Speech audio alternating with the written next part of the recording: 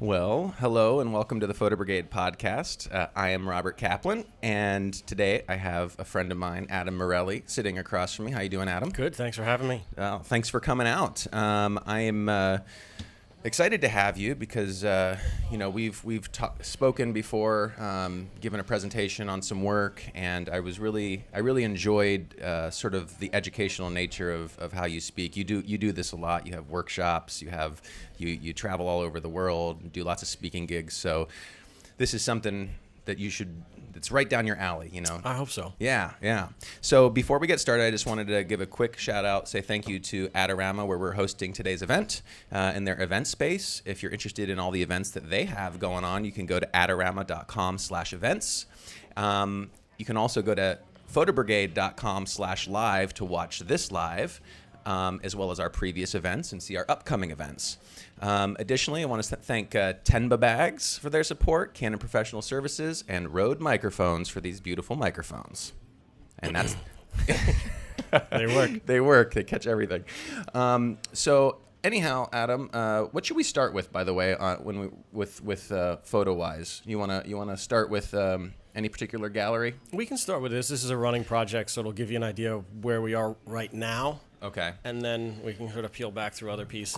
Cool. Well, so I want to say you have this project here. Explain it to me. What's happening on this project? So this is a project that I started as a spec piece, I'd say about 4 years ago. And I'd put the work that I do in a few different categories, in that some of it, like right out of the box, commissioned work, commercial work. You know what you're doing. It's like it's lined up. You just go and execute. Right. This is one of those pieces that fits in between, where it took visiting the location a few times to figure out, is there something of interest? And is there something that I want to pursue that's going to really come together in a project? And the way that it's kind of come together after 4 years is kind of amazing. You know, it's something that I couldn't have anticipated, that while shooting the project and the photos winning some recognition, that the city, Matera in southern Italy, was awarded European Cultural Capital for 2019. Oh, wow. So for 2019? Yeah, I guess there's a lot of paperwork involved between award and execution. But what it does is it sort of circles the city back around in support of the project, because it's something they're looking at, an artist who is interested in their location prior to commission. Okay. So it sort of earns a different level of mutual respect and credibility, because I was there before all of that happened. Mm-hmm. And those are the types of things that, like, you can't plan that. It evolves that way. How did you find this location, this city? Was it on one of your workshops? No, I think the first thing I found was actually a very peculiar hotel that's in the city. Just to give you a framework for the place, because it is kind of peculiar. I described the topography of the city as if you took a mountain and drove it through the bottom of Venice. Uh-huh. It's that compact, it's that small. Originally, it was settled around the 1100s, I think, and half of the buildings are built into caves. So the hotel, which caught my attention, half of your room is in a cave, and the other half of it is built out of the mountain. Is this where you found that bathroom? Yes. You posted something on Facebook the other day of this beautiful bathroom in which you said you stayed in? Yep. Or you actually stayed in the bathroom? Well, we didn't live in the bathroom, but the bathroom was part of the cavern that we were in. That was the joke that I made in the Facebook post, and you said, well, with a bathroom this beautiful. Very cool. This is a beautiful shot. These are one of these funny travel shots that it had rained for 3.5, 4 days prior. So you're walking around shooting, and it's just like nothing. And then all of a sudden at the end of the day, like the weather breaks and everything kind of like comes together, and you get like 10 minutes of shooting that works, and it happens like that. And this is exactly the way that a city with a church is designed for. The church is the highest building because it's the most important, both visually and conceptually or spiritually, depending on where you land in that. Right. So that when when magnificent light happens, it doesn't hit the corporate center of the building, it hits the church. So everything just really gelled well in that shot. That's great. Those are some of my favorites, right after the storms, where you get that dark sky and that great contrast. Beautiful. And that's just that's a stone's throw from that church. It's really strange to have a city that butts up to a national park. Like one side of the valley you have that, and the other side you have a city. And And you got some really serious characters in the city too. Mimo. That is a serious mustache. I don't know what kind of mustache you'd call that, but that is like a major Fu I don't know Manchu. how to do that. You know, we met him at the market. Mimo, he's now retired. He sells beans. Oh yeah. I mean, like Jack and the Beanstalk. Right. The guy sells like fava beans. Like that's his thing. And when we met for the first time, my Italian was then sort of 3 years back, so a little shaky. But the first thing he says to me, he looks at me and he's like, "Your beard is all wrong. You obviously don't know what you're doing with that thing." And the thing that he said was that any man of distinction can take his mustache and wrap it behind his ears, which he then demonstrated, and you can kind of envision how that could happen. So he went on to prove that I didn't know anything and that this couldn't wrap around. Are you gonna go for you planning to do something like this in your My old girlfriend age? will stop talking to me if Oh, I okay, do that. yeah, understandably, I think. Very cool, very cool. Okay, so I want to talk to you as we kind of finish looking through some of these pictures, which if anybody's listening to this through audio, which is on podcast on iTunes, you can tune into YouTube to see the actual photos we're discussing in this piece. But I want to talk a little bit about your background, Adam, and tell me how, because you're not just a photographer, you're an artist, and you do a lot of different work than, for instance, I do. So can you talk a little bit about your background? Tell me a little bit about how you got into to shooting photography, and I know that you're a Leica shooter. I think you've always been a Leica shooter. I could be wrong about that. It was no. I came to it, and I came to it for sort of a weird reason. And so I mean, academically, I went to school for sculpture and photography, and I picked up to photography because pictures were a way to take notes for sculpture. Really, I mean, it's just faster than drawing. Than drawing out in the field and traveling. It was an easier method, but I didn't take great pictures right off the bat, so I figured, well, if I'm going to do this, might as well learn how to do it properly. Right. And we had a mixture. I went to NYU, and we had a mixture of art teachers and commercial photo teachers. So we got a mix of conceptual, and then people were shooting celebrities and musicians. So really across the spectrum. And I never did the journalism thing. The celebrity photo never really stuck with me. And I remember some of the teachers, they would have these old beat up Leicas. Never registered. No interest at all. NYU had a deal with Mamiya at the time. So those were our loaner cameras. So you went to NYU for your schooling? Yep. Okay. So I used medium format for from school afterwards. Until I got into a situation where the Hasselblad that I was using, really, the reason is very basic. I wanted to take pictures inside of the Zen monastery where I was studying. It's just too loud. Right. Yeah. That's. Sure. So I looked around well, this is sort of early internet. What's the closest thing I can get in terms of quality? That's not going to be a huge fuss to take around, and that's how I stumbled on.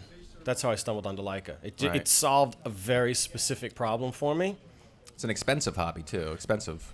I mean, the whole art exercise in its trajectory, it's all expensive. Yeah. And it as a business development, and a lot of photographers will see this. You'll go from very, very low, very, very low, and then it jumps up, and then kind of plateaus and goes up. But in those development phases, it can be a kick in the wallet for sure. Yeah.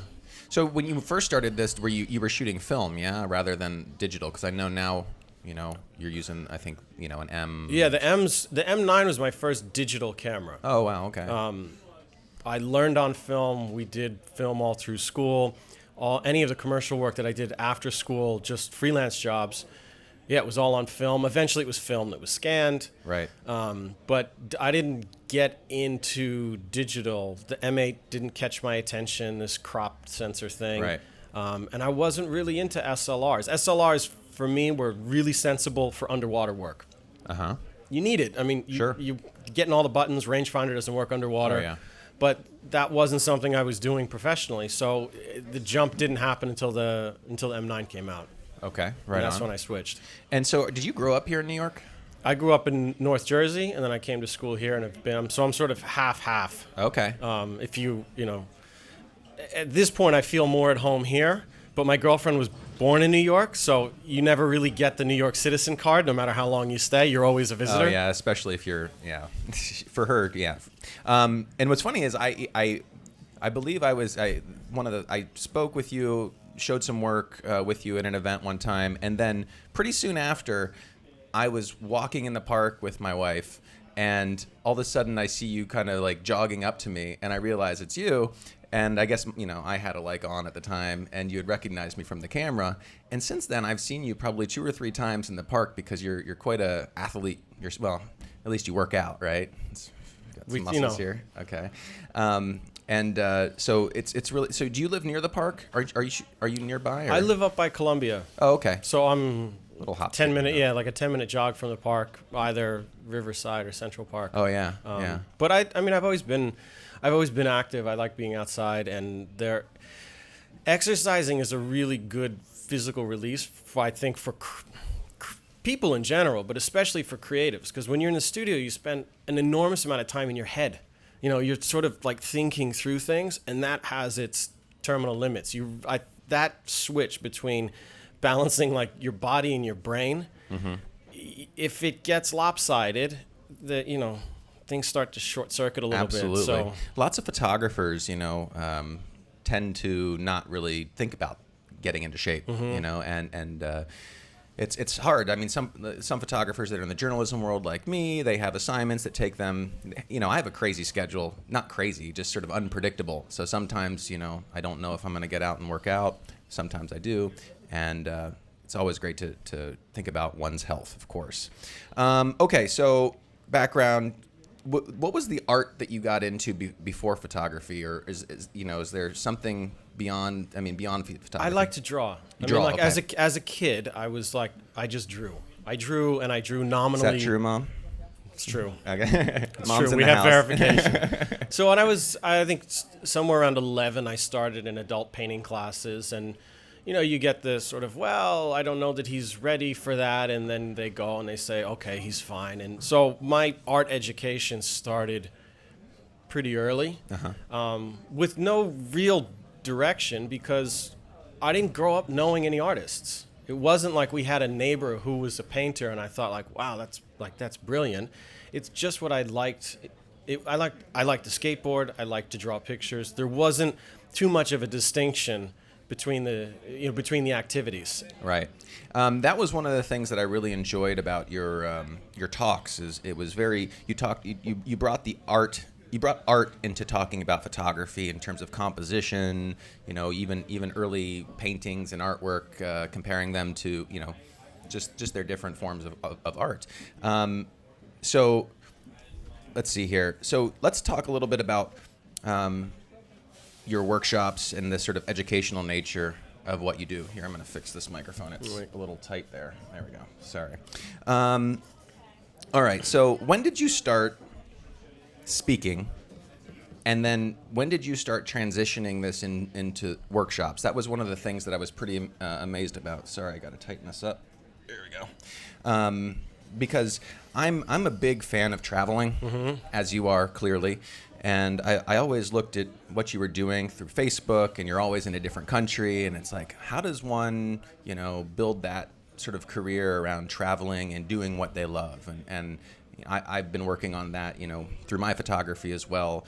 I'm starting to get on that workshop kick like yourself. So can you kind of give me that sort of transition from being an artist, a photographer, into being more of an educator and a workshop host? It was a pretty natural evolution in that the travel was something that I did. When, after finishing school, any time that I had breaks between projects, I would travel. It was like any of the money was devoted to airline tickets and going to see a place. So workshops and education grew out of people requesting more information. They said, like, can I come with you? And I thought, well, no, we're not going to, you can't like come and travel with me. I thought that's ridiculous. Right. So the format needed to change in order for it to be a workshop. But people wanted to understand a little bit more about making images, and the rhetoric that you can find on the internet about composition and color theory. I mean, you can whip through it in a week. I mean, you can, the sum total of like almost every instructional photography book reads very, very similarly. And my background in art was that a lot of the art technique books that I read and like that I sort of resonate with, they're from the 1400s. Like, these artists have been trying to solve these problems of images for a long time. And the reason that they put it into a format, a workshop, an educational program, a book, it's because they feel like they've discovered something. And in the Renaissance, they didn't have a share button. You know, you had to do a book. Yeah. And that was the closest thing you could do to like share an article. Right. And everybody, well, not everybody, but a lot of artists wrote on what they did. You know, Piero della Francesca wrote a book on perspective and geometric solids. Leonardo da Vinci's treatise on painting. It's like, if you want to be a painter, here's how you do it. This is how far you stand from your model. These are the things you have to observe in looking at human beings, because there's a certain repetition to it, and there's a bunch of things that you can just work out. The last like tail end where the real nuance of the artistic expression comes out, that's something you develop. But the big bulk of it, just like anything, just like any musician learning scales or any chef learning how to season, you just learn it. So each generation, I think it has to be adapted and put into a language that they understand. And a lot of the art writings that I saw were really designed for painters to read. They weren't designed for photographers. So a lot of the references, they got missed. They didn't really make sense. So I see that as a bit of a translation. Right. All right, so let's look at some of your projects here. This one, I believe, was from Japan? Mm-hmm. Yeah? All right, so walk me through this. I'll go ahead and give you the control. But tell me about this project. What brought you out to Japan? Where in Japan was this? So this project was started, my mentoring monk went back to Japan, and that was kind of the catalyst for it. What I wanted to do was I had two main interests. From, after school I worked in high-end residential construction, building, extraordinarily expensive homes in New York. Oh, wow, yeah. And I was also practicing at a Zen monastery. So I wanted to see for myself what its origins were. A nice thing about photography is that it'll get you out of where you are to go verify things yourself. Mm-hmm. So a friend of mine had introduced me to one of the representatives for the JNTO, which is their tourism organization. And I told them about what I wanted to do. And they said, like, well, actually, we kind of have a budget for this. Like, we can support a good chunk of this. That's one of the things that a lot of people don't realize is there are tourism bureaus around the world for most countries. Yeah. And they do have budgets to get word out about their countries. Yeah, their requirement was that they wanted a print article. That was it. They're like, you just get us one publication in an American magazine, mm-hmm. and like, you're good. We won't do plane ticket. Like, everything when you get to Japan, logistics, train, translators, fixers, all that stuff, they were incredibly supportive of. And I think part of the reason they were so supportive was because I had half the logistics already ironed out. Uh-huh. So again, it's easy if you're already doing something to get people more involved in it. If you've never done it in any capacity and you're like, I've got this great idea, I want to do this, people want to see a little proof of concept. They want to see, like, can you actually follow through? Because they told me a story. They sent a journalist over who, like, totally bricked on them. Like, they never got pictures, they never got articles, they just, like, went over, and that's a terrible bridge to burn. Sort of use them, yeah. And it ruins it for the rest of us as well. So we were able to sort of work past that. The first year, this is 3 years of shooting this project, and it started in Okayama, which is the furthest. That was the furthest spot I went on the west. Maizuru, which is up further north, and Kyoto, more central. So if you made like a triangle, that's where the work happened. And it was looking at these Japanese master craftsmen as to where is this tradition going? That's kind of like what you do. You kind of really like to document master craftsmen and their art. I'm into culture. I mean, to me, like looking at culture, not just the way, like an archaeologist they have limitations, and that most of the culture they look at is dead, right? They get like bones and boxes and tombs, and they have to take it apart and figure out like how these things went together. As a builder, I understood that when you get building, when you understand materials, you can start to look at objects and get a sense for how they were created, just simply because you know how that building process comes about. And while there were good books on Japanese carpentry and great books on Zen and temple building and tea, I was interested in how those all connect. And I guess the Zen practice built that in, is that, the concept of interconnectedness is that there is a layering of all of these cultural elements that you can't really extract one.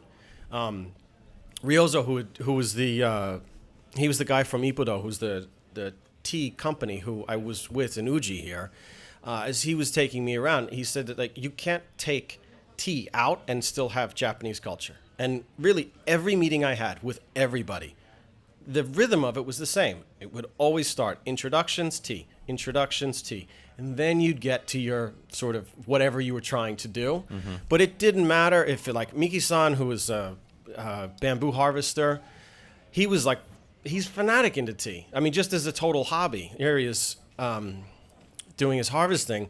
But it was something that just sort of weaves itself through the culture. And craftsmen are an interesting cultural component because you can look at them and they get their history. They're like well versed in where they come from. Right. They're practicing in a contemporary setting. So if they're not relevant, they kind of go away. But they also build in ways for things to exist in the future. And that time dimension, as culture evolves, to me is really interesting because each culture, each country has their own sort of way of dealing with it. Right. And so wasn't this project in a gallery recently? Yeah, we did a show in New York and one in Japan. How'd they go over? Well, I was at the show in New York, actually, I believe.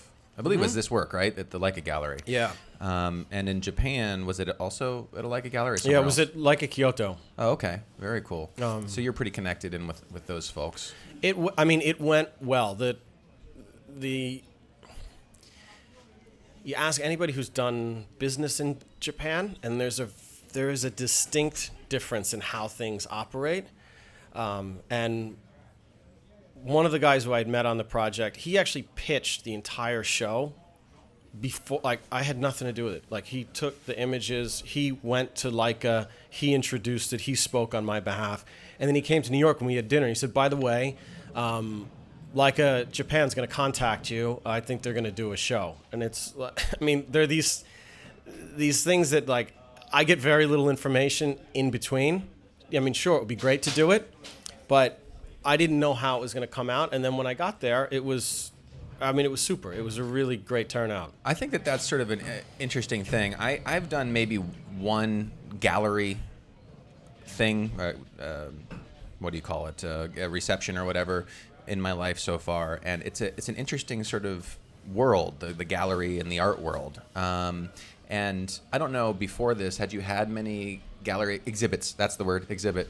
Have you had many exhibits before? I've had a few. I mean, I've had a few exhibits here in New York, a few in Italy, and some were sculpture, some were photography. So it wasn't this type of work. Right. And actually, the gallery that I've been showing with in New York, they've seen this work as it's gone along, and they deal with more of my sculpture, and they're like, it's great work. We just don't have a collector base for it. Right. So it's not that we don't like it. I mean, galleries usually they have 4 options for shows. Usually, like you'll meet with somebody who looks at your work, and they like the work, and they can show it, which means they think they can probably sell it. They like the work and they can't sell it. They don't like the work, but they can sell it. Or they don't like the work and they can't sell it. Right. More often than not, I hear gallerists, even describing other artists' work, that there's a lot of work they like, but they just don't know if they can move it. And it's a big investment for them to take on that, a lot of people who come through workshops and things, they say, like, I want an exhibition. And like, yeah? Like, why? Well, I want a gallery to, like, take me on. And it's like, it's almost like a venture capitalist taking on a small business. Like, Sure. It's a big risk. They lay out a lot in terms of promotion, marketing, the production of this show, so that it's not like a thing that they're just going to like jump on unless they feel like it's something that fits and that moves with them. And so that project, correct, has kind of morphed into what's kind of upcoming for you, which is a book.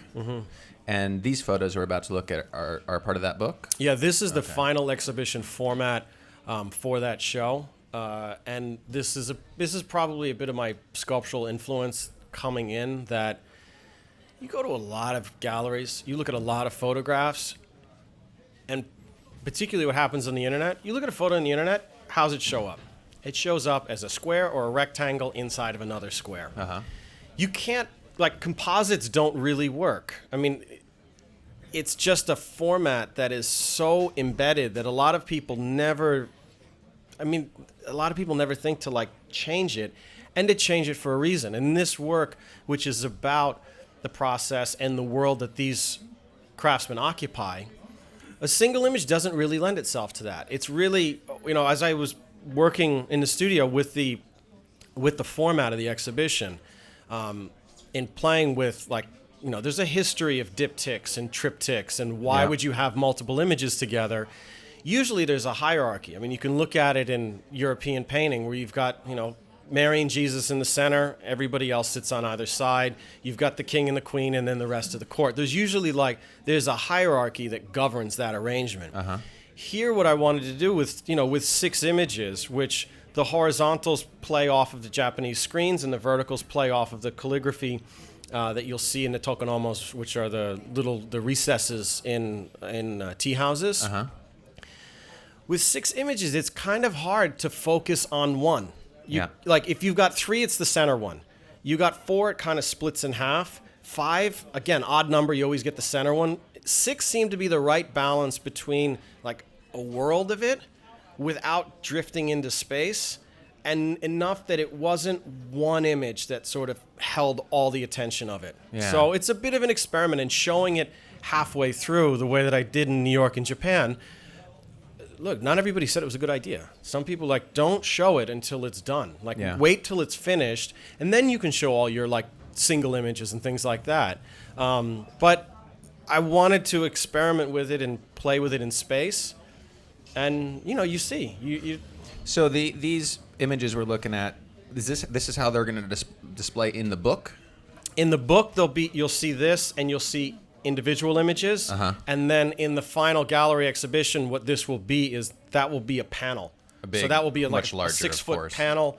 The white would be the wall. Oh, wow. So it would that'll be really like cool looking, a sort of thing that you pick up. And you're going to print them all with one big sheet or something like that?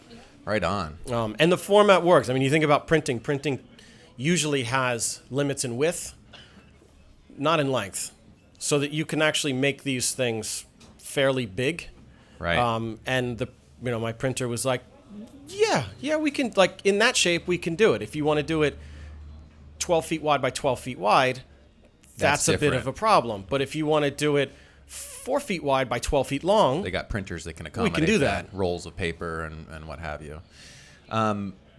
Okay, that's really cool. I'm excited to see what comes of this book, and I'll have to get a copy and have you sign it for me, of course.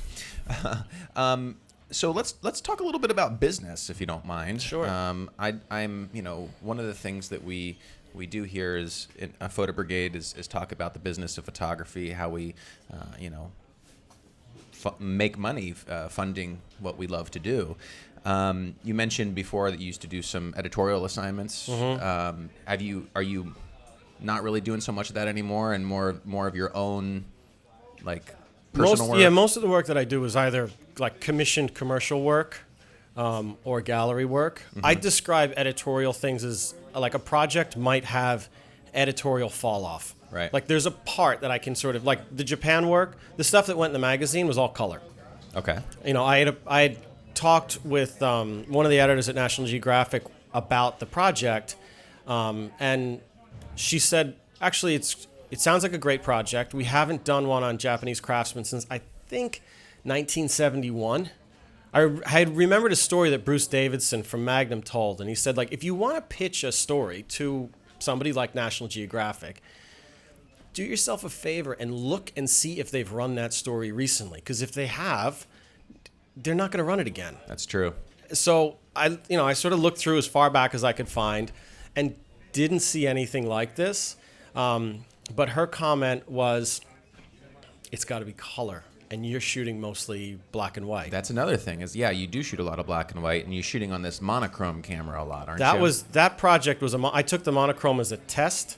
I wouldn't advise testing a camera on a project out of the box, but I lucked out. I didn't have any issues with a lot of the other issues that people had with the early ones.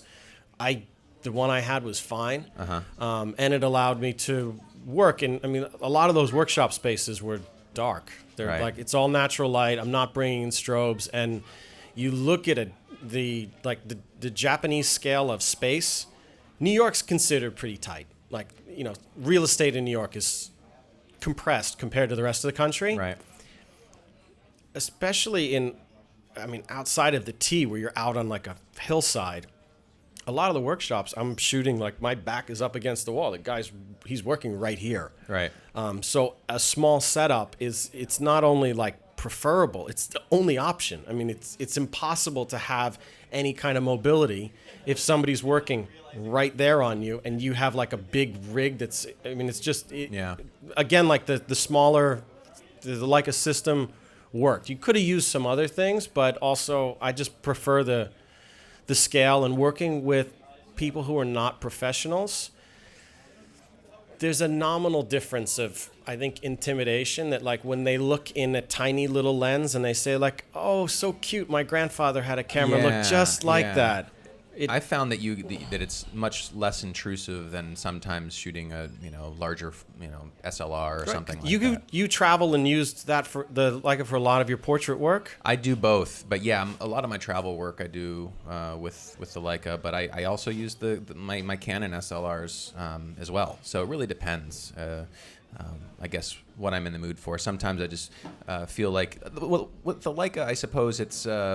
There's a more manual sort of feel about shooting something like that. Of course, you can shoot manual on any other camera, but the focusing, the rangefinder, it's like you really have to think about every frame and every little aspect. It makes you really realize the edges because you're, just everything about it. It's just a little different. And you don't have to learn it. I mean, the thing is, from the Mamiya 7, from the Hasselblad 500 that I was on, the camera setup is the same. You've got like shutter speed is one dial, aperture is another one, always on the lens. Focus, you don't really need to learn the camera in a way that, not that like somebody like Sony isn't doing a fantastic job, but I pick it up, I look at the menu, it's mind-numbing. I'm like, I don't need 87 options. Right. And I also don't want automatic. Right.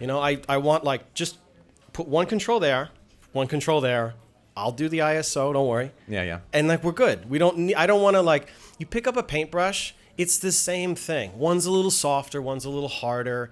You pick up a pencil and a ruler, it's like you can redraw a building. You don't need to learn the thing over again because I don't want the tools in the way. Right. I just want, like, the tools, as long as they don't interfere with the process, I'm okay with. Yeah, that's all that they are, is different types of tools. As we continue to talk about business, I'm going to go through this project, give a little quick rundown of what this project is we're looking at here. So this is a commercial project, again, which came from a completely sort of out in left field approach. This is Nakashima Woodworker. George Nakashima started it. His daughter Mira runs it now. A lot of people, if they don't know George's work, it's up at the Metropolitan Museum of Art. It's in a lot of major museum collections. And anytime you see a table that has like a crooked wooden edge or a natural wooden edge, this was one of his innovations. So they're out in Pennsylvania. Mira and I went to the same monastery. We shared the same mentoring monk, and that's how I was introduced to her initially. And I'd expressed some interest in shooting what they did, because working abroad, I wanted to see what was, like what traditions were being passed on back here. And when I mentioned it, they said like, well, actually, we kind of got to redo all of our pictures for our site. And we have somebody who photographs the furniture. We have somebody who photographs the architecture, but we don't have somebody who photographs everybody who works here. And the process. And they're like, she's like, well, you know that. You're comfortable. You understand the construction of what we do. You understand like the materials and how it's done. And you like working with the craftsmen. Could you shoot that? So it was a 3-month project that I put together, looking at how they work and how they build. Because when you see one of the finished pieces, you don't see any of the people around it. Right. So this is an example of some of the commercial work that you're doing now. We were talking about the editorial. So can you talk to me a little bit how you transitioned from editorial to more commercial? Because obviously that commercial typically pays a lot better than editorial, and that also gives you the freedom when you're shooting more expensive jobs. You can do just a few of those and make as much or far more than you would if you shot every day an editorial job, 3 editorial jobs a day even. Yeah. Tell me about that transition for you. It was both types of work I always got from word of mouth. So pretty early on, I've recognized that the commercial work, it pays a lot better. And while there's a value in the recognition and the alignment with publications, and there are some editorial publications that I really like and that I really respect. The other thing that kind of catches me is that when you look at a magazine, I kind of question what is their most important quality that they really revere in the work that they produce. You go into a gallery, you look at a photograph, it's 4 feet by 6 feet, it's museum matted. They spent anywhere from $1,000 to $5,000 just framing this thing. Right. To me, that's an investment on the part of the gallery that says, like, we are committed to this work. We believe it belongs in this format. When I look at a magazine that's got toilet paper as a paper quality, I don't care what the PR rhetoric is. You don't care about pictures. Pictures are sort of secondary illustrations for the publication. So magazines that really, they hire their own photographers, they commission things, that is the type of work that at this point I entertain doing more. But I feel like you've just slowly watched print media sort of take a dive. Yeah. And looking at the numbers and talking with people who were staffers, they're like, this is a dying industry. Yeah. Everybody, we used to make 6 figures a year shooting stuff. Now you're getting, $300 for a shoot, and it's like $300. That hardly covers like the gas in a car rental. Yeah. Like it just, from a business perspective, it doesn't make sense. Right. Whereas commercial, they have a vested interest. They have like their company that they're trying to put forward the image on. And I think one of the big misconceptions that happens with students and with parents and students, anybody who says like, what do you want to be when you grow up? Worst answers you could get, the parents dread, pirate, prostitute, artist, these are like unemployable, will never make any money sort of things. Right. But you think about it, there are more small businesses emerging now than ever in history. Any business strategist will sit down with a company and say, you need pictures. We got to see who you are. We've got to see what your story is. So the building market, I don't think, is really an editorial. But in commercial work that's aligned with what you do, it's huge. Yeah. Because they cannot produce their images in-house well. And you would know if like somebody's going to try and like do some work and like pick up a camera and take some shots, it doesn't make any. You'd say like, well, just hire Robert. He's better at it. Why would you invest all the resources in getting up to like an average speed when you could just go to somebody who they can produce them for you, and then it allows you, like you said, you can do less jobs for more money, not kill yourself, and then the editorial stuff as it fills in between, it really does what it should be, which is just press recognition. Yeah, it's interesting. I mean, I went to school for photojournalism, really shooting, I started it with newspapers, interned at newspapers, worked at the New York Times for, almost a decade as a freelancer and an intern. And you talk about printing on toilet paper, newspapers are even worse. But there are some magazines that really do feature the work well. And I'd say probably the best one that I've ever worked for would be Hanaho Magazine, which is actually Hawaiian Airlines in-flight magazine. And they use, I was talking with the publisher. I did a job for him.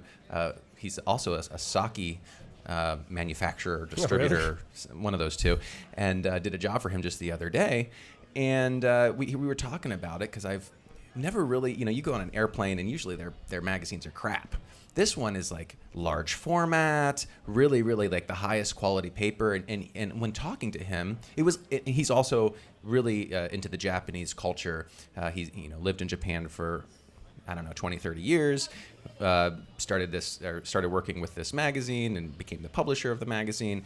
And it really does go a long way when you really show how much you care for the quality of the work that's put into it and displaying it well. So anyways, I guess that's my feeling on that. Speaking of, I just did that job for him shooting at this sake. It was a sake bar, Japanese restaurant where he has some of his sake. And I'm shooting portraits of the manager and the chef for some but brochure they were making. And I'm taking the portraits, everyone's happy and smiling. And then all of a sudden, I'm underground. This is down at 7th Street and 1st Avenue. And then all of a sudden, one of the workers runs in the door, starts screaming in Japanese, and the lady's face just goes from happiness to horror. I'm like, what did he just say? And they said, explosion. And it was 1 block away from us. I didn't hear it because I was underground. But this huge explosion happened, which was really crazy and burnt down 4 buildings, 2 people died, and I ran out and just was, oh man. So anyways, sorry, sidetrack there. It's something that you come across in New York. You don't really think about the fact that the whole city, the city underground is hollow. We live on like a seashell that's just cut with utilities underneath. So there's gas lines and electric lines just plowed through this whole place. And it was something more from the construction days that, stuff like this, it doesn't take much for that to happen. That's not like, people might look at that and think like it was, how could that possibly be? And you've got every building's got gas in it. I mean, it is a possibility. It doesn't happen frequently with, fortunately. But I think that volatility kind of lies underneath the city, and it's every now and again it gets framed up and kind of freaks people out. Yeah, and that was the vantage point. I jumped up onto the. I was shaky because I honestly thought it was a terrorist attack when I first got there, and you can see this is the view that I saw from when I walked out of the Japanese restaurant. I just saw that, and I thought, oh my God, this is another 9/11 or something along those lines. Do you cover anything like spot news, like things like this? Like, this is totally not. No, look, it's got to be it. We both, I would say that the journalist and the artist, like, they might use similar tools, but their point of view on it is really different. And as a result, the covering unfolding news, it never held my attention. I more preferred things that had sort of happened, that you could think about, like, what's the meaning of this beyond just, you see when news comes out, you get 1,000 different interpretations of it. I'm a little more interested personally in, like, what happens after all that settles down? Yeah. What do you make of it? Not just the coverage of it, because the best coverage, I think, of things like that, you can look at a picture of a burning building if you have a picture of a burning building or a video of a burning building, you're going to watch the video. You're going to want to watch it live. Yeah. And while there are journalists who have made incredibly powerful still images, it seems like there's been a silent battle between videography and still, particularly in conflict zones, that like everything is migrating more towards watching it live or live-ish. That to me, the like one thing I sort of ask myself when I make work is like, who's into this? Who is the interested clientele? Who's the buying clientele? And if the buying clientele wants a video, like they'll take an iPhone video over a really well done picture, then that's what they want. That's there's not too much to. It's sort of just the changing nature of the media landscape too, and a lot of photos that were the most popular, rather than the ones that were in newspapers and magazines, were just photos that people shared online, and people made galleries of just Instagram photos or whatever, because you can just embed those. So sort of. Oh, speaking of. So how have you adopted social media? Do you kicking and screaming? Kicking and screaming. Yeah, I mean I got into Facebook because there was a writer at the Times I wanted to contact. And a friend of mine who had gone to Columbia Journalism School, I said, like, do you know him? And he said, no. He was like a few years before me. And then he had earlier said, like, you should be on Facebook. And I was like, I'm not into Facebook. I don't care about status updates. I'm not posting a picture because I had dinner downtown. Right. It's not my thing. But then he wrote back and he goes, he's on Facebook. Get on Facebook. So I got on, wrote a message to him, ended up contributing to a column in the Times for a few years. And that was the critical mass that got me on. But then from that, it sort of grew. And I've only dealt with social media one at a time. So for a while, it was just Facebook, and like I got my sense of what I wanted to do with it, how much time I wanted to commit, and it's something that a lot of photographers struggle with. Like, if you're putting things on Facebook, you should be in and out in a few minutes. That's like you're providing content. The second you're on for more than 5 minutes, you are then using content. Yeah, that's me. And say goodbye to your afternoon because you're not getting anything done. Right. And more recently, I just switched to Instagram because, the climate of Facebook changed. Facebook used to be predominantly images. Then it was images and links and ads. But now, like, there are great social causes that get their feet on Facebook. I'm not into whether you had a GMO-free meal. I don't care what your religious persuasion is or what court battles are going on. And it's not that that's bad or you shouldn't do it there. I'm just not into looking at it. Right. Yeah. So Instagram made an image feed. Yeah. And it's images. And Yeah. almost everybody I follow on Instagram, like, I know. I've Right. met. So it's just my way to keep updated on Yeah. the parts. Like, I'm interested in what they're up to and what they're doing. If they got in a religious debate with their mother-in-law, I don't care. Yeah. This is like, that's not the arena for it. And Facebook has now gotten so big that there are groups that distill it, fortunately, but just the general feed of social media, I think what we'll see in 5 years will be a very different format than what we're looking at right now. I'm sure. It's going to be really interesting to see what the format is and what Facebook will be at that point. I always think it's fun and nostalgic to look back at what Facebook looked like, 5-10 years ago when we started. It just seems so different and so archaic. But you mentioned like your foray into social media, into Facebook, literally like basically got you a job, got you this column. It was a one-to-one. It was like first interaction, first So thing. that to me is what I think is really important about Facebook, because photographers can utilize that to their benefit. Obviously, there are going to be people that just put pictures of their food, what they're eating, pictures of their kids and stuff like that, and that's fine. People use it for personal use. Some people use it for professional use.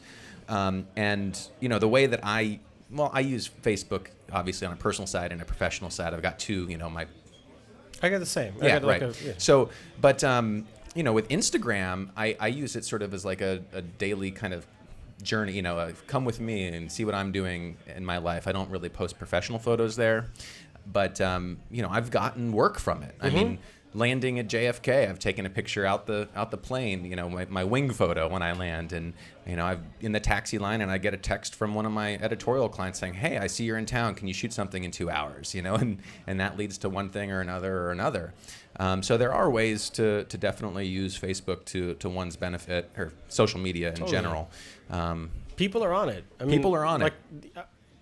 I feel like maybe 8-9 years ago, you used to read a lot of articles on the internet about like how to get your work in front of editors. You know, like these sort of soft sell, cold call things to like get people to look at your stuff. And I think social media is a softer way to just keep like a satellite watch on things. Right. And you can pick things out. Like they're like, oh yeah, Robert's here. Great. Perfect. We can do that. And like you check in a spot and they're like, oh great, you're in Berlin. We were hoping to like bump into you. Right. And it just lets you exist in sort of a sphere where you don't know exactly where it's going to come from, but you're also not forced to sell it so hard. You can just kind of like, you can live your life. Right. And if your life is of mild interest to somebody else, they'll get in touch with you. Right. And that's like... And they'll follow you or they won't follow you, all that. Let's move on to a couple more of your projects here and share it with the audience here. So what is this project we're starting here? These are a collection of images that are... They were all taken on workshops. Okay. And the reason they're sort of a scattered collection is that on a workshop, I'm teaching. You know, a lot of my time is spent like next to somebody explaining like, here's like, they take a shot. Does this work? How can we change this? But along the way, I'll stumble upon things that they just kind of catch my interest. I'm not sure what I want to do with them yet. Right. These last few pictures, not the one from Thailand that started it off, but San Miniato al Monte it's an abbey that sits on the top looking down at Florence. Uh-huh. And unlike a lot of the other churches in Florence, which they feel like museums. Like you buy a ticket, you go in, you know, this is Brunelleschi's Dome. Like you sit in a huge queue, and, you know, going to an amusement park and going to a church, they look pretty similar, you know. Right. Whereas San Miniato, they're still like, they live there, they work there. It's an active practicing space. And to me, that's kind of interesting. So I don't know. I met one of the young monks there last year, and I'm looking forward to going back just in a few weeks. But they're like note taking. It's like you go around and you just like click, take that, and I take it back, and I kind of think about it for a year. Explain this photo for me. It's pretty artsy. So this is a picture that like, I didn't take this photo. I was in a workshop in London, and one of the guys who was in it, he was really struggling with like things. He thought all of his work just looked so matter of fact, like just it's so literal. He couldn't figure out, like, you know, we're in East London, like how to make something that doesn't look like just somebody click like right on a sidewalk. So late in the afternoon, what you're looking at is, you know, this guy's on the street behind us. This is a reflection in the window. And a lot of what we do in the workshop is trying to expand the way that you perceive the space around you. So I just took him and I said, look, turn around, like 180 degrees, look that way instead. Look at the world through that instead of looking directly at it. Uh-huh. And he took it. So to me, like, one of the things that's come about in, I'll call it teaching for lack of a better term, is that once you get what you're looking at, the camera just verifies it. It's just sort of the proof that you got it in a way that, like, you don't even need to take the shot yourself. You can just, like, you can see it, right, and like sort of direct somebody around, and you're like, go, that's the shot. And to me, I would have never anticipated even entering into that conversation. But it's kind of, I mean, it's a fun exercise, and it's nice to see that, like, he got it. He got it, yeah. It worked he was psyched, and it's his. There's really something about, I mean, for me, I love looking through windows, checking reflections, puddles, whatever. And that is once I started seeing that it changed my perspective on things. That you don't, like you said, you don't have to be so matter of fact and straightforward and photograph someone that's in front of you. You can get reflections and do all sorts of cool things, and it makes it look a whole lot more artsy. It's not, it's And not I bet it's so documentary. rewarding to see a student of yours at a workshop kind of make it, it click for them. And, so I guess, for me, I'm curious as we continue to go through these workshop photos, as I start looking into doing my workshop, what would be your tips as an instructor to, say, another instructor about doing these workshops and working with students and dealing with them? Because some of them, some are gonna be semi-professional, some are gonna be amateurs, some are gonna be novices. You can get a huge range, right? Huge range. What I've started to understand in the last few years is that the platforms of education have really shifted.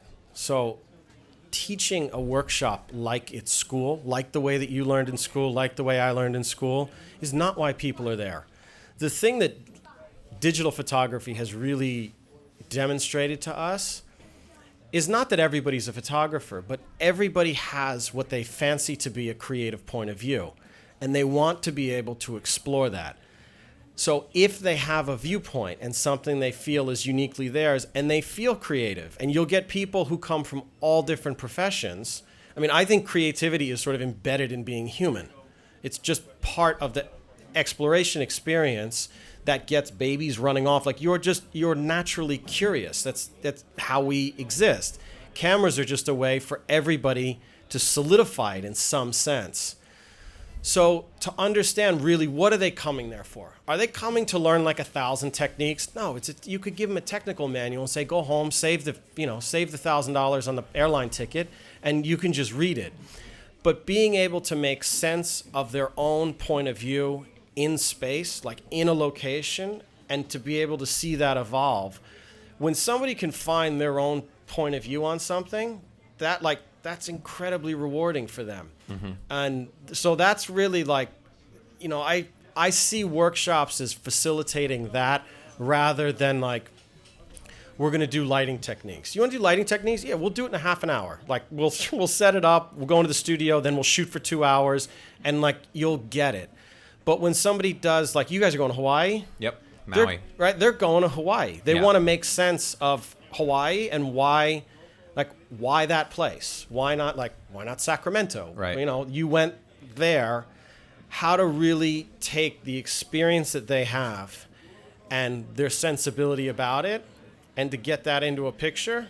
When that happens, there's 1,000 different ways you can teach it, but that experience that sort of keeps them moving, I think that's really where the best parts of it really lie. Do you find that your students are more gearheads, or are they're really more there to sort of learn from you and technique and all that kind of stuff? From what I hear from other workshops,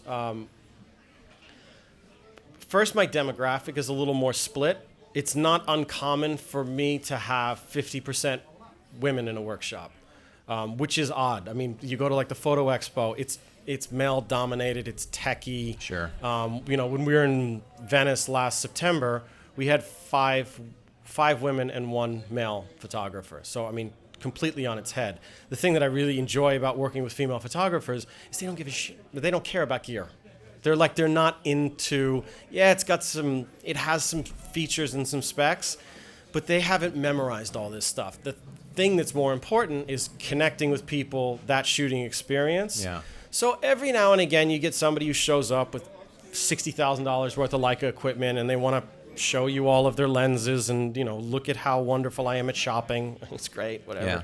It's not my thing. Right. I walk around with one lens in a bag and one lens on the camera, right. And that's really it. So the way that you come into photography, it might be more gear oriented. You might like the equipment, but I just want to ultimately shift the focus back to, what is it that we're doing? Yeah. And whether you choose a pencil, a paintbrush, or a camera, you don't hear painters saying, like, look, you see how soft these bristles are? Oh, yeah, totally. It doesn't matter. You know what's interesting?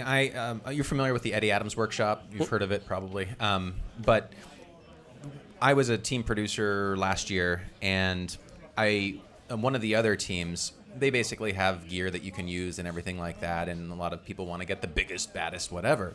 One of the teams, Melissa Little's team, and Josh Ritchie and those guys, what they did is they asked their students. They said, okay, get one camera and one lens. That's it.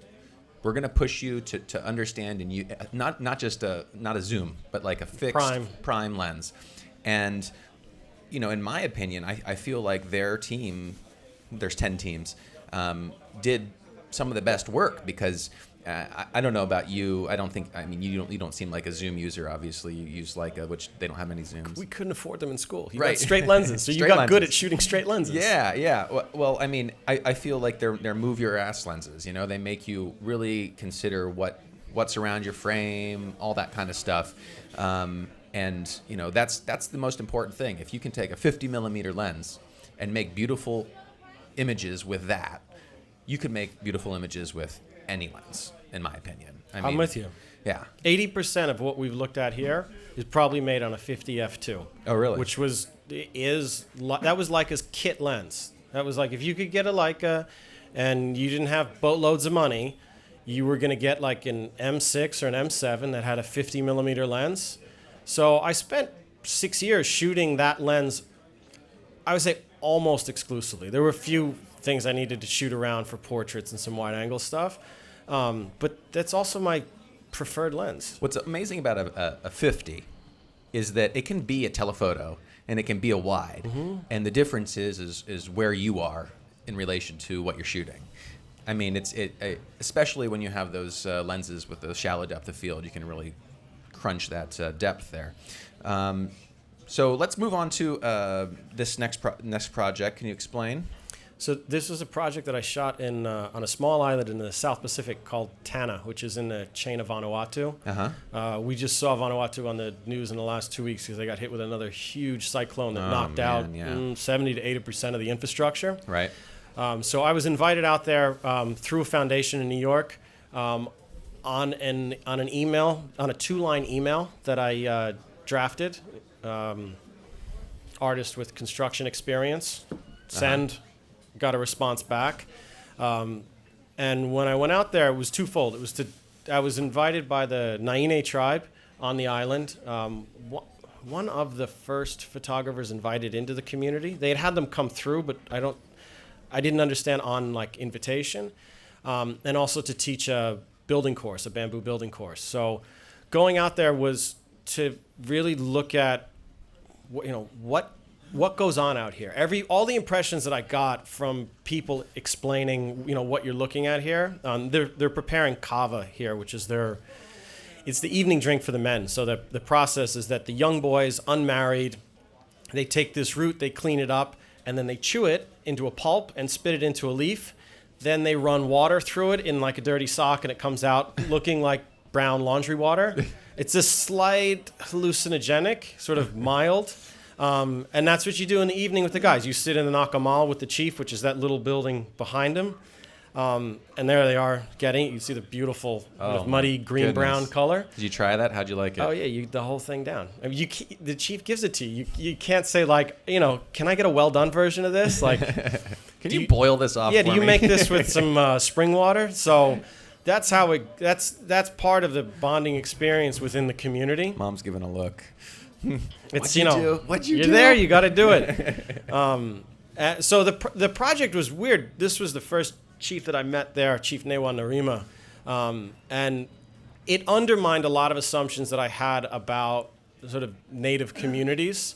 The impressions that people gave, talking about the Tannies as being this really remote, disconnected group, I found wasn't really true. They actually they had sent out emissaries to Australia and New Zealand to figure out so what's going on out there, what do we need, what do we not need. Uh-huh. One of the guys who hosted me, this is a collection of the chiefs actually, I asked him, I was like, so Tom, what's with the no televisions? There's one downtown, what's the deal? And he's like, well, we tried them. I don't really like them much. He's like, the car is useful. His brother's got a car, and he's like, the car's good. Mm-hmm. It's a long walk. But the television, we tried it, we're not into it, so we gave it back. And it's like, it's not this like this concept of these like this native culture that doesn't like sort of get it. And like, no, they've tested out things and they use the things that they need and the things that they want. They use internet and things like that when they need them. But also, Machete gets a lot of mileage out there. Yeah. Machetes are a big thing in these types of third world situations here. Oh, This was just not a shot for anything other than like, we got to the end of this hike and you look out over this is over the east coast of Tana.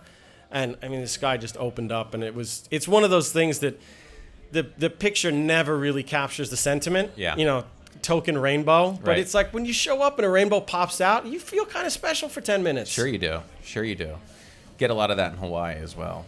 But there's something about when you take that extra effort, going on a long hike and then something appears at the end of that rainbow, I guess you could say, that makes it worthwhile. You took all this time to get out there, you get to the right spot at the right time. Had you not taken the time to go on that hike, you wouldn't have gotten that shot. Yeah, and it just sort of culminates in a way that's really great. Awesome. Let's move on here. Let's see. We've already seen this one. Have we seen this one? Tramontine, All right. Roberto. What do we got here? So, what was the first time we went to Venice? I was 13 or 12, something like that. So you got this travel bug from family? Well, my aunt and uncle live in northern Italy, so we went over to visit them, and we went to Venice on a day trip like everybody does. Uh-huh. But I've been going back to Venice. Now we go every year, and one thing I was kind of interested in is that there's a lot of pictures taken in Venice. I mean, a lot. But I never felt like I found anything that was like that was really specific. And I've been in two of the gondola shops there where they still make gondolas. And I thought like, yeah, you see a lot of pictures of gondoliers and like what goes on out in the canals. And I wanted to see where they came from. Like who's a guy who still builds a gondola? And Right. why on earth does he still build a gondola? Right.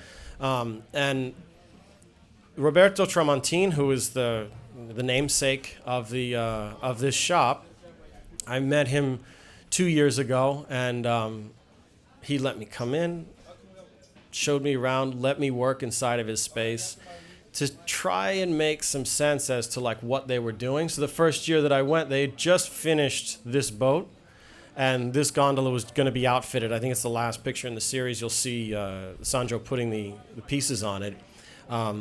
But craftsmanship and culture in different spots, I find there are a lot of similarities between Italy and Japan. Uh-huh. I think geographically, Italy's not an island, but it's, being sort of flanked by the Alps on the top. It has a way that it's developed, which kind of parallels some of the things that happened with Japan and how they developed. And they have a huge reverence for things that are made, things that are well made, things that have a connection to their cultural history.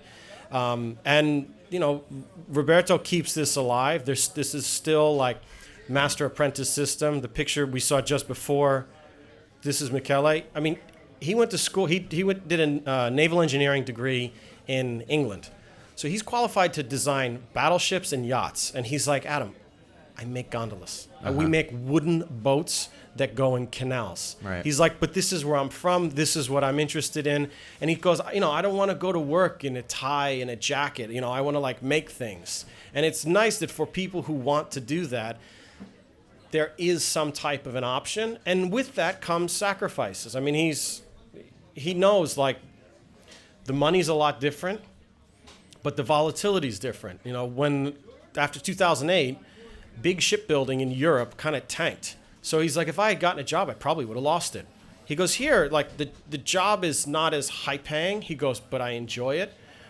We have a nice pace of work. When I showed up on Friday and we had wine and cheese and meat to start the day, this is a nice office environment. Sure. And those are elements that they value in the overall quality of life that they practice.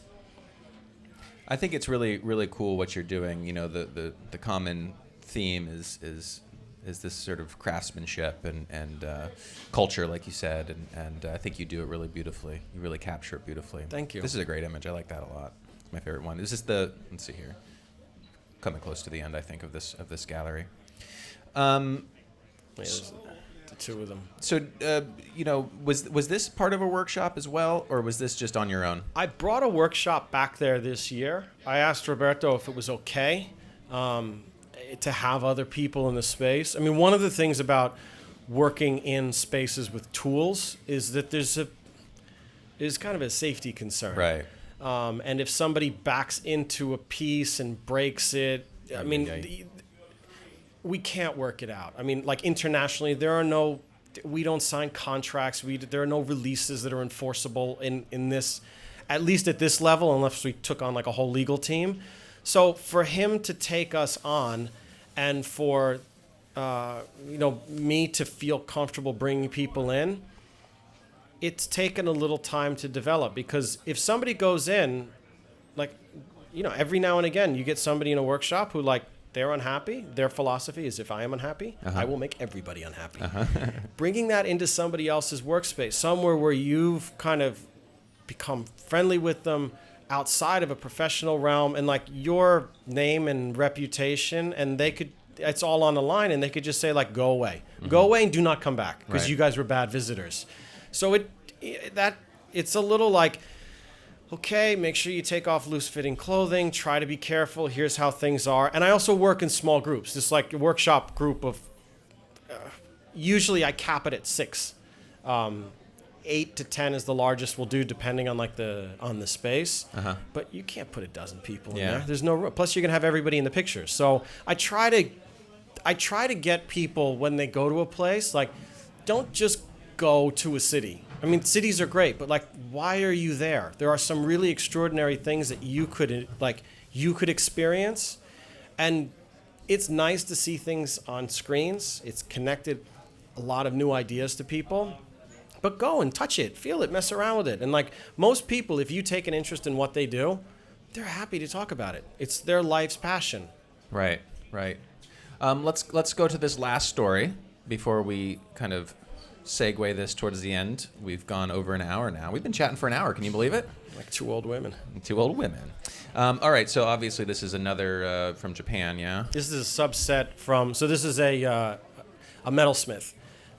He makes scissors and knives primarily. Yasuhiro Hirakawa. And this was one of those things where, as I was planning the Japan trip, his apprentice emailed me and said, would you be interested in coming and photographing our space? And I was like, actually, I'm going to be there in like 2 months. It's totally, like, again, in a way that like I could not have conceived of planning it this way.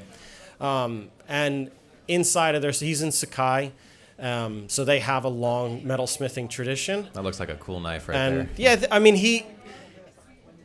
they make everything. I mean, like soup to nuts. They do all of the metal work themselves, and people have this impression that craftsmen are like, they're perfectionist, anal retentive, like laboratory type people working in an old style. It's not like that at all. Like the environment's very casual, but the output, the thing when it's finished, you just kind of scratch your head at. But it's like, it's a guy sitting on the floor making work. Yeah. And not because he couldn't do it any other way. He just kind of likes doing it that way. Right. Here he is. He's explaining. This is like, what looks like this sort of grand moment. The knife that he's holding is that they go to a bar there's a bar that's open in Sakai Saturday night only. So Utaro, who runs the bar, he uses that for cutting like the lemons behind the bar. So as a thank you, the apprentice has to fix his knives. He does like grunt work. So this is the knife, and it's all mangled. The tip is broken off from it being thrown into like a metal sink. And Yasuhiro's just explaining like how he's gonna like shape it. But the thing that catches me about it is that, like, when people work with their hands, they make distinct gestures that read in pictures that, like, you don't, like, a tailor makes a different shape with their hands than a metalsmith, than a carpenter, because it relates to the materials that they use. And when you can catch it, it really solidifies what defines his physical personality and his trade from somebody else. Is this metal? No, this, I thought, the funny thing is, if you look at this, if you look at the sort of natural gesture of things, a lot of the Japanese philosophy has to do with learning from nature. And you look at the tip of him, it's like they just echo one in the other. So that you find these, you hear them say something, and then you find sort of the evidence of it, and you're like, oh yeah, like it has a very human gesture, just sort of tipping forward, so that you could, if you're sensitive to it, you could learn from that environment. And I'm gonna say, almost as a generalization, I hope I don't get myself in too much trouble for it. There's like a subtlety game that's played in Japan that it's like the more subtle it is, if you can pick up on it, like you're in. And if you don't get it, like it's like amateur. Like like these subtle games of like flavor, touch, taste, material distinctions. I mean, you'd find it with like the sake brewers. Like you go through and like I get wine, makes sense to me. Going through Shushinkan and Kobe, it takes a little while to adjust to, it's like a different radio frequency of nuances, but it's a game that's played all the time. Everything is like, it's really subtle, which is why the spaces are quiet. They're sort of softly lit. It's all of these aspects play into it. This is sort of a sequence. He's like, as he's assembling this piece. Oh, using some heat here. Huh? Yeah, so he heats the end. He heats the end of the blade so that as he pushes it into the handle, it has the fit is really tight. So he does this a few times, and this is that's a portrait of him in his space and his garden. Very cool. All right. Well, let's go ahead and get to the end here. I want to just make sure everybody knows where they can find you on social website. So AdamMorelliPhoto.com is where anyone can go and kind of get an idea of the work that you do. They can check out some of your blog posts, your travels, also your workshops. You've got a bunch. You got Florence. You got all sorts of. We're off to Italy in May. So Central and Southern. Then we're back Berlin and London. Then Prague, which is the greatest escape from New York summers. It's in the 70s and brilliant. And then we'll be back in Venice in the fall and Japan in November. That's awesome. You guys are keeping busy. That's really great. That'll round out the year. I just went to Berlin, actually. What'd you think? It was in the dead of winter. No. And it was zero sun. I was there for 3 or 4 days, and the sun didn't peek out once. And yikes. It was probably, 10 degrees Fahrenheit outside the whole time, and it was freezing. But what a cool city. I mean, really just, I don't know, it was really, really beautiful. Berlin's great. You know what I actually brought with me is I brought that 50 Noctilux with me. I mean, not mine. I borrowed it. Gave it a run? Gave it a run, and it took me a day or two to finally figure out how to get that sharpness, because it's, when you're shooting at 0.95, thin. It's a real thin, focus there. So yeah, check out Adam's blog, his website. If you're interested in partaking in some of his workshops, just go to his website, Adam Morelli Photo. And then on social, what is your social media handles? Adam Marelli Photography for Facebook, and just Adam Marelli for Instagram. Very cool. Instagram that's sort of the daily one for images, and then it gets fed back through the Facebook. So right. Cool. And then let me just give a quick plug. We mentioned I'm doing also a workshop in Maui coming up this June, 9 through 14, and we're going to stay at the Four Seasons, so it's going to be sort of a luxury accommodations type situation. So you can go to MauiWorkshop.com to sort of get an idea of what it is we do. Additionally, we just had a scholarship contest, and Abby Lovis from Australia won with this beautiful image of a camel safari in Western Australia, which just was sort of a hands-down winner. Australia's got camels? I guess. Maybe they import them. But if you go to MauiWorkshop.com/contest, you can see some of the finalists who got some prizes from here, Adorama and Adorama Picks. Again, thanks again to Canon Professional Services, Rode Microphones, and Tenba Bags. Anybody can go to photobrigade.com/live to see this podcast. We'll post it soon, as well as any of our live streaming, previous events, and upcoming events. So that's about it. Cool, thanks. And I really appreciate it. Yeah, follow us on Photo Brigade, at Photo Brigade on all social media. Adam Marelli on all social media. Thank you so much, Adam. Robert, appreciate it a lot, man. See y'all later. Take care.